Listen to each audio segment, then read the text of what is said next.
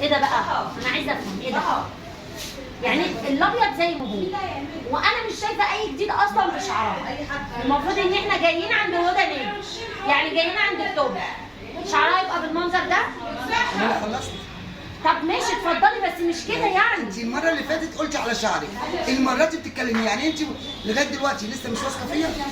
طب ما انا برضو عايزه افهم، يعني انا اعمل اي حاجه وخلاص. انا عايزه افهم. بصي الابيض موجود زي ما هو، انا بصوا الابيض موجود زي ما هو. طب انا عارفه ان الابيض، بس انا مش عايزه اهلك الشعرايه، اصبغ مره واثنين وثلاثه في الاخر الشعرايه تقع، ولا سحبت لون، ولا انا عملت اللايف وهحط الصبغه وهتشوفي اللون. يعني احنا دافعين دلوقتي قد كده 700 جنيه ونطلع برضو بنفس هما 700 جنيه حاجه بره بتتعمل ب 1000 ونص، انت بتتكلمي ازاي؟ خلاص اتفضلي حضرتك. يعني انا دلوقتي انا بعمل لايت وبعمل صبغه دلوقتي وهتشوفي. اتفضلي حضرتك هنشوف. انا مش عارفه انت كل مره تعملي معانا الحاجات دي. اتفضلي. خناق خناق خناق في ايه؟ انت اتفضلي ما رضيتيش الخناق هنشوف في معايا؟ الاخر، هنشوف في الاخر. اتفضلي. طب يلا بس كده بالسلامه. يلا يا ماما بالسلامه. اتفضلي. مش عايزاكي تيجي عندي تاني، يلا بالسلامه.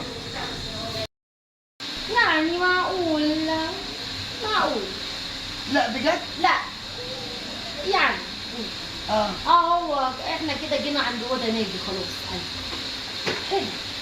فين بقى الشعر الابيض اللي سيادتك قلت عليه؟ مفيش شعر ابيض للاسف. وما هلكناش الشعرايه. لا حلو حلو جميل. صبغه ولايت، هو طبعا مش هيبقى ايوه باين. طب ما انا دافعين 700 جنيه لازم يعني نطلع يعني ماشي. لا والله. حلو. طب الشعر ده اصلا بيتعمل ب 1000 جنيه بره وب 1200. لا حلو حلو جميل. تسلم ايدك. لا حلو.